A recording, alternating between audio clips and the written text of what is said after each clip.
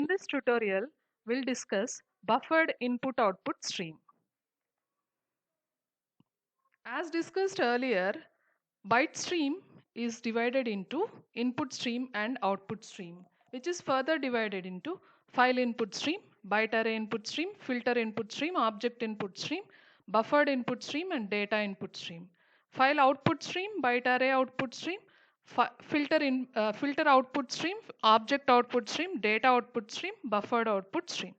So today we'll discuss buffered input stream and buffered output stream. Now, what for this buffered input and output streams are used? Consider the case of buffered input stream. We have a disk file here and the Java program is reading data from this disk file. For this, what do we require? We require file input stream, buffered input stream. Why do we require file input stream? Because file input stream reads byte by byte. So the performance will be slow. In order to make it fast, what we have to do, we have to buffer it. So this buffering is done with the help of the class buffered input stream.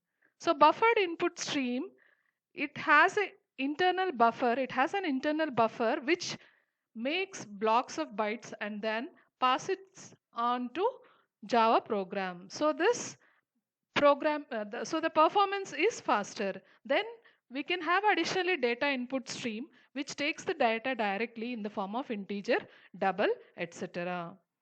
We have buffered input stream and buffer output stream. First we'll see buffer output stream class. Buffered output stream class is extended from filter output stream and then which is extended from output stream and it is extended from object class. Now these are the constructors of buffered output stream class. Now these are the methods, write and flush methods. Flush is common for all the output stream classes because it has to flush the stream. And write consists of two different signatures.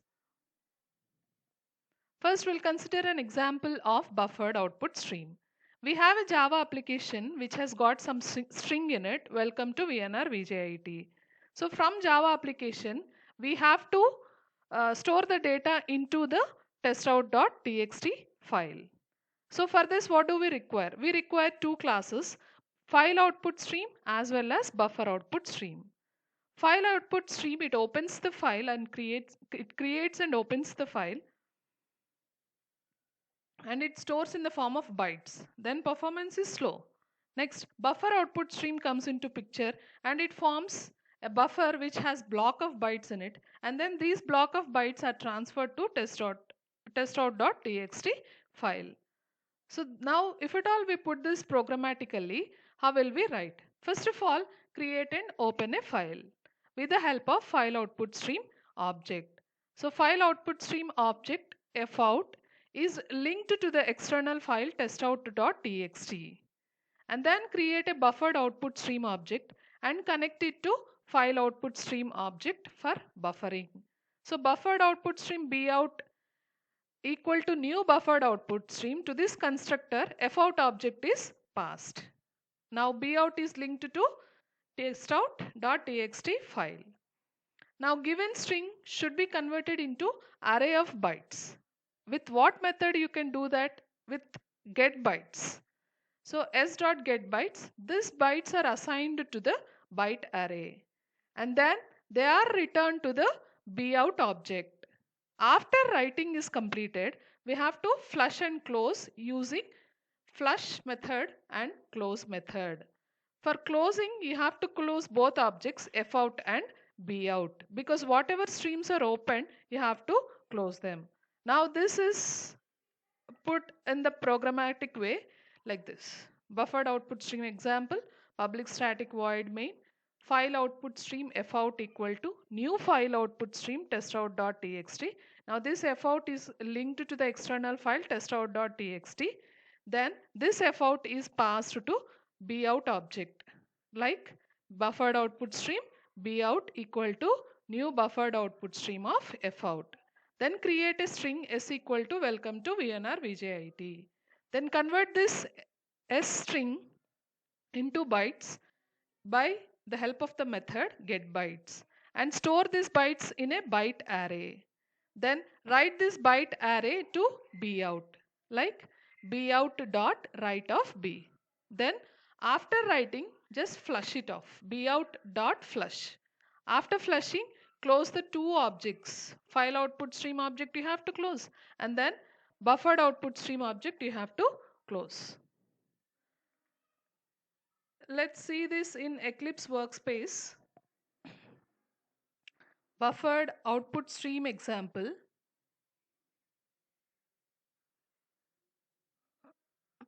Now this is the entire program. After all the things are closed, you print a success message. Now we'll run this example, buffered output stream example.java. So the message success is printed. What is the file here? Testout.txt. Now what are the string need to be written? Welcome to VNR VJIT. So let's check the file here itself. The file is created in the project itself, testout.txt. Now what are the contents of testout.txt? Same, welcome to VNR VJIT. So like this, buffered output stream is useful for writing contents to file. Next, we'll see buffered input stream, which is used for reading from the file. A buffered input stream adds functionality to another input stream, namely the ability to buffer the input and to support the mark and reset methods. In addition to buffering the input, we have two methods, mark and reset methods. So we can read data from which position you want. Now buffered input stream is extended from the class filter input stream, which is extended from the class input stream, and which is further extended from the class object. Now these are the constructors of buffered input stream. Coming to methods, the first method is available. It returns, this is nothing but size of the buffer. It returns the total number of bytes of the file. Read. If you want to read the next byte of data from the input stream, then use the method read. Then close. Reset. Reset repositions the stream at the mark method. What for mark method is used? It is used for marking a particular byte. Skip. If at all you want to discard some bytes, then you can go for skip method. Next, mark supported. It tests for the input stream to support the mark and reset methods. So first of all, Boolean flag need to be set, and then we can go for mark and reset methods. First of all, let's see a simple example. From disk file, our program is reading block of bytes. For this, what are the two classes that we require? File input stream and buffered input stream. File input stream is going to read byte by byte, whereas buffered input stream is going to read block of bytes. Then how will you read? With the help of the read method. Now see the example. File input stream fin equal to new file input stream testout.txt, and then buffered input stream bin equal to new buffered input stream of fin. Now this fin is passed as parameter to this constructor. Next, while we declare an integer I, first of all we read byte by byte, bin dot read not equal to -1. That means what, till the end of the file is reached, you have to read byte by byte, and it is stored in I. So if at all we are going to print directly byte, then we can print it directly system.out.print I. But I want to print the characters, so I am typecasting this system.out.print char. Now all the characters that are there in the file are being read.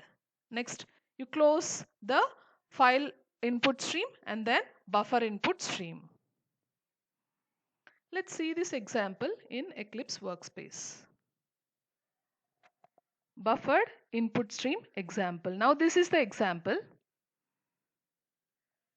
So from testout.txt, we have to print the data to the console. What this testout.txt consists of? It consists of welcome to VNR VJIT. Now we have to read it.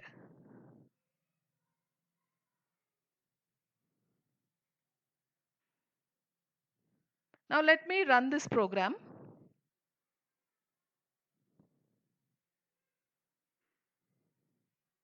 So the output is printed. So from the file, we have read the content and print the contents onto the console. Welcome to VNR Vijay IT.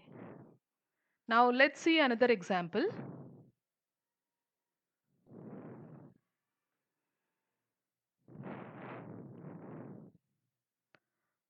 So we have a contents like welcome to Java in a file. So we'll be using the available method, mark method, reset method that we have discussed so far.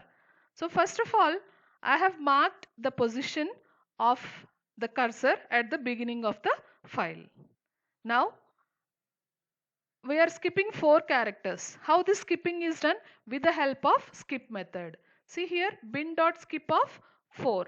How many characters we are skipping? 4 characters. What are the four characters? From mark position, that means from the first position we are skipping 4 characters. So well, W, E, L, C. So we have skipped 4 characters and then we are reading from the 5th character to the end of the file with the help of read method. Now what are the total bytes available in the file? 15. And we have skipped 4 characters and we have read from OME to Java. Now if at all I want to read from starting of the file without skipping, what should I do? First of all, the cursor position is at the end of the file. It should be reset to the mark position. This resetting is done with the help of reset method. So bin.reset, when this method is used, the cursor moves to the starting position where mark is pointing. Now from that cursor position, you can read till the end of the file with the help of read method. Now we'll see this entire thing in program. First of all, what we have to create? File input stream equal to new file input stream. So first of all, open the file, file1.txt. Next, buffered input stream. This file 1.txt consists of what it consists of? It consists of welcome to VNR Vijay IT. Now this FIN object is passed to buffer input stream with the help of buffered input stream object. So buffer input stream bin equal to new buffered input stream. Now this FIN object is passed as a parameter to this buffered input stream. First of all, we have to check for the total number of bytes. This we can check with the help of bin.available method. So that is what? Now we are printing the total number of bytes, bin.available. Now what this bin.available consists of? 15. Next, mark supported. We have to check whether mark and reset are supported or not. So for this, we have to call the method mark supported and store the result in a boolean value. So if B is true, boolean value B, if B is true, what we have to do? Mark to the beginning of the file. So we have marked using bin.mark. As a parameter, we are passing bin.available. So bin.mark is set to the starting position here. Next, skip. Bin.skip of 4. How many positions we are skipping? 4 positions. W, E, L, C. So from here we should read. How to read? Now system.out.println file contents. Now you declare an integer. First of all, you have to read always integers from the file. While ch equal to bin.read not equal to -1. Till how much point you have to read? Till end of the file is reached, we have to read. Now byte by byte it is stored in ch. Then you are printing that integer value. So if at all you want to print the ASCII value, then you have to typecast it to character. Thereby the ASCII values like this characters will be printed. Welcome to VNR Vijay IT. So after marking and after skipping 4 characters, whatever characters are there, that will be printed by this loop. Next, reset method. Now we are resetting. So what this reset does, we have reached till the end of the file and we have read all the characters and then we are resetting. So what this reset does, it again points the cursor to the starting position wherever is being marked by the mark method. So cursor is at the starting position here. Then how to read? So while ch equal to bin dot read not equal to -1. So till end of the file is reached, read all the integers and then you derive the ASCII values of it by typecasting it to char. And then you close fin and then you close bin. You have to close both the streams. This entire thing is shown in program. Let's execute this program. Buffered input stream demo. So this file1 dot text. Now first of all, see what the file1 dot text consists of. It consists of welcome to Java file. So what is the output that is printed?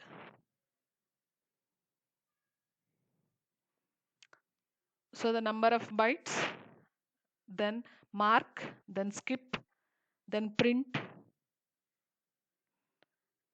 and then print from starting by giving reset. So let us run this example. Run as Java application. See, first the total number of bytes are 15.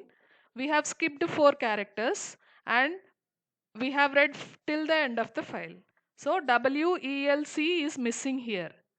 After that we have reset to the starting position and from then we have read till the end of the file. Now these are the total contents of the file that are being printed.